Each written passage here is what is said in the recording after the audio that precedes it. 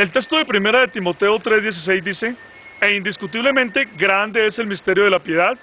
Dios fue manifestado en carne, justificado en el Espíritu, predicado a los gentiles, creído en el mundo, recibido arriba en gloria. Notemos que este texto de primera de Timoteo 3:16 nos está hablando de algo que era indiscutible, totalmente incontrovertible, algo que era aceptado por unanimidad por la iglesia primitiva, la iglesia que fue fundada en el día del Pentecostés. Y esto también era algo grande para ellos. ¿Qué es eso que era grande? Es el misterio de la piedad. Se llama misterio porque es desconocido para el mundo, pero es plenamente conocido y revelado para la iglesia de Dios. Y se llama de la piedad porque a través de este misterio Dios reveló su grande amor y su grande misericordia para la humanidad. Este misterio consiste en que Dios fue manifestado en carne. Es decir, que el Dios invisible, al que nuestros ojos no pueden ver, el que habita la eternidad, Él se mostró a la humanidad por medio de una humanidad, por medio de un cuerpo de carne, para que nosotros pudiéramos verlo. Pero ¿por qué Dios se manifestó en carne? Es la pregunta que nosotros tenemos que hacernos. Pues la palabra de Dios nos da la respuesta. Resulta que la palabra de Dios nos dice que todos los hombres se desviaron del camino del Señor. Dice en el libro de los Salmos 14, del 2 al 4, dice: Jehová miró desde los cielos sobre los hijos de los hombres para ver si había algún entendido que buscara a Dios. Pero dice, todos se desviaron, aún se han corrompido. No hay quien haga lo bueno, no hay ni siquiera uno. De tal manera que toda la humanidad se había corrompido, toda la humanidad se había desviado del camino de Dios. Y entonces ninguno podría presentarse delante de Dios como un redentor verdadero y válido para todos los hombres. Miren ustedes que en la ley de Moisés, en el libro de Levítico, capítulo 25, versículos 47 al 49, nos indica que un pariente cercano podía comprar la esclavitud de uno de sus parientes, podía libertarlo de la esclavitud, podía redimirlo. Pero ningún ser humano era capaz de redimir al hombre de la esclavitud del pecado, porque todos se desviaron a una, todos se volvieron inútiles delante de la presencia de Dios. Pero también la palabra de Dios dice en el libro de los Hebreos, capítulo 9, versículo 24, que sin derramamiento de sangre no se hace remisión de pecados. Por lo tanto, entonces, el Dios puro y santo tomó un cuerpo de carne para poder derramar sangre inocente, un cuerpo que tuviera sangre inocente para poderla derramar a favor de la humanidad. Es así que nosotros sabemos que Dios se manifestó en carne por varias razones. La primera de ellas, para darnos a conocer su gran nombre, el nombre Salvador, el nombre de Jesús, como lo dice el Evangelio de Juan, capítulo 17, versículo 6. También para enseñarnos la manera en que nosotros debíamos vivir, según lo dice la primera carta del apóstol Pedro, capítulo 2, versículo 21, y para ser el Cordero de Dios que quita el pecado del mundo, según Juan, capítulo 1, versículo 29. Lamentablemente hay unas enseñanzas por ahí que tuercen y reniegan del misterio de la piedad.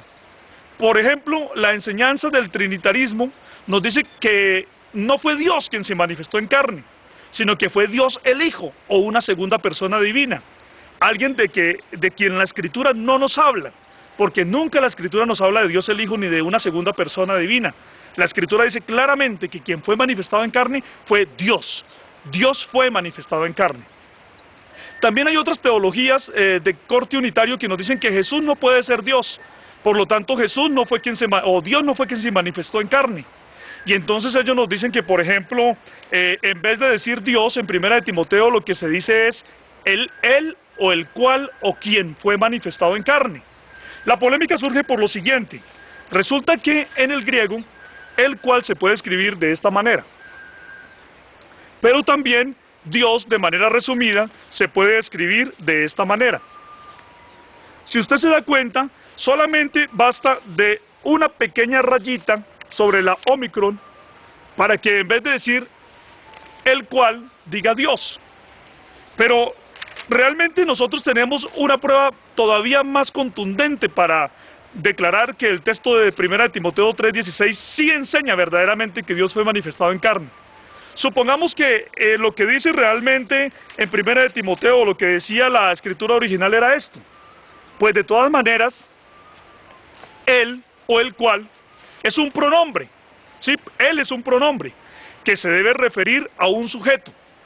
Pues resulta que en el sujeto al que se está refiriendo este texto de 1 de Timoteo 3:16 está aclarado claramente en el texto de 1 de Timoteo 3:15, donde dice lo siguiente: para que si tardo sepas cómo debes conducirte en la casa de Dios, que es la iglesia del Dios viviente, columna y baluarte de la verdad, e indiscutiblemente grande es el misterio de la piedad.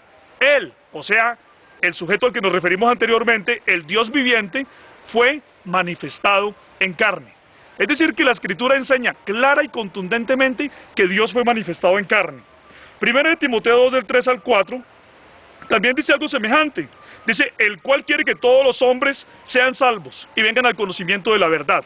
¿Quién quiere que todos los hombres sean salvos? Dios, según el versículo 1 de Timoteo 2:3. Isaías 9:6 dice, porque un niño nos es nacido, hijo nos es dado, y el principado sobre su hombro, y se llamará su nombre admirable, consejero, Dios fuerte, Padre eterno, príncipe de paz. Estas palabras que dice Isaías 9:6 es uno de los textos que mejor expresan la unicidad de Dios, porque proféticamente se refiere a la manifestación futura de Dios como un niño o como un hijo que sería nacido a favor de la humanidad para derramar su sangre preciosa, pura y limpia, para salvar a todos los hombres. Este texto de Isaías 9:6 debe tenerse muy presente, que es el único texto de la Biblia que menciona la expresión Padre Eterno. No hay ningún otro texto de la Escritura que diga la expresión clara o explícita Padre Eterno, y en esta oportunidad que se menciona está aplicada directa y exclusivamente al Mesías, el Señor Jesús. Nótese muy bien que al Mesías se le llama niño, pero también se le llama Dios fuerte, se le llama hijo, pero también se le llama Padre Eterno. Los términos no son contradictorios de ninguna manera si se miran en el sentido de que el Dios y Padre Eterno fue manifestado en carne como un hijo, como un ser humano puro y perfecto, para venir a salvar a toda la humanidad. Entonces, entendiéndose este texto desde el punto de vista del misterio de la unicidad de Dios, nosotros no vamos a ser confundidos. Mírese muy bien que el texto nunca dice que Jesús sea un hijo eterno. La expresión hijo eterno es totalmente antibíblica, no aparece en las Sagradas Escrituras. Pero sí se está diciendo más bien en este texto que Jesús es el Padre eterno, el único Dios que fue manifestado en carne. Este no es el único texto de la Escritura que dice que Jesús sea el único Dios que se manifestó en carne. 1 de Corintios 8:6 dice que para nosotros solamente hay un Dios, el Padre. Por lo tanto, si Jesús es Dios, es porque Jesús es el Padre. Mire que la Biblia dice que Jesús prometió que no nos dejaría huérfanos. Juan 14:18. El único que puede dejar huérfano a un hijo es su padre, es su progenitor. Por lo tanto, Jesús es el Padre eterno. Dice que Él no nos dejaría huérfanos, sino que vendría a nosotros. Ahora ya no en la manifestación en carne, sino en una manifestación en espíritu, para estar con nosotros todos los días hasta el fin del siglo. Ahora también en Apocalipsis 21:7 dice que Jesús prometió ser el Padre de todos los que vencieren. Felipe le dijo al Señor, Señor, muéstranos el Padre y nos basta. Y Jesús le dijo, Felipe, hace tanto tiempo que estoy con vosotros y no me has conocido. El que me ha visto a mí, ha visto al Padre. ¿Cómo pues es que dices tú que te muestre el Padre? Verdaderamente quien ve a Jesús en realidad está viendo al Padre, pero en la forma en que nosotros podemos verlo, porque el Padre es invisible. Cuando nosotros vemos, si uno pudiera ver la humanidad de Jesús como la vieron los discípulos, ahí verdaderamente estaríamos nosotros viendo al Padre.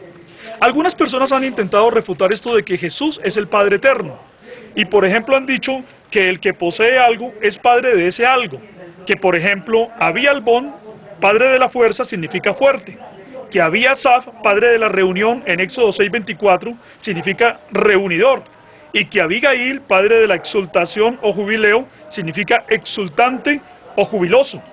Por lo cual dicen que Padre eterno solamente puede significar eterno, o Padre de la eternidad solamente puede significar eterno. Pero entonces la pregunta que nosotros respondemos de esta manera, eso no tiene ningún problema para la unicidad de Dios, porque si Jesús es eterno, es porque Jesús es el Padre eterno, pues solamente hay un Dios y solamente Dios es eterno. Por lo tanto, si Jesús posee la eternidad, Jesús es el Padre eterno. Ahora, también se dice que Ab o Padre significa el proveedor de algo, ¿sí? Por ejemplo, Padre eterno podría significar proveedor de la eternidad. Pero bueno, también dice 1 de Corintios 8:6 que solamente hay un Dios el Padre del cual proceden todas las cosas.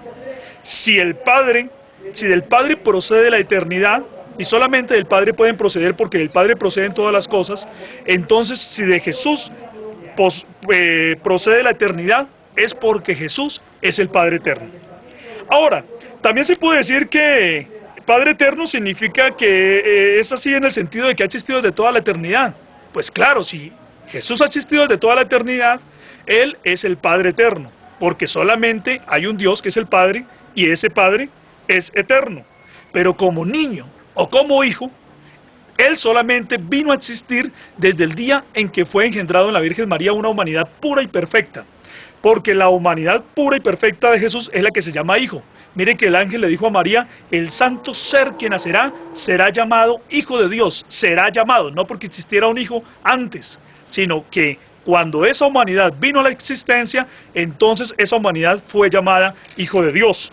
Es decir, Jesús como hijo es un humano puro y perfecto, pero como el único Dios que Él es el Padre eterno. Como lo dice Isaías 6, el Padre eterno fue manifestado en carne como un niño y como un hijo. Por lo tanto, como Padre, Jesús es el creador, la fuente y el origen de la vida, pero como un niño, o como un hijo, Él llegó a ser el humano puro y perfecto que vino a dar su vida en rescate por todos los demás, como el Cordero de Dios que quita el pecado del mundo.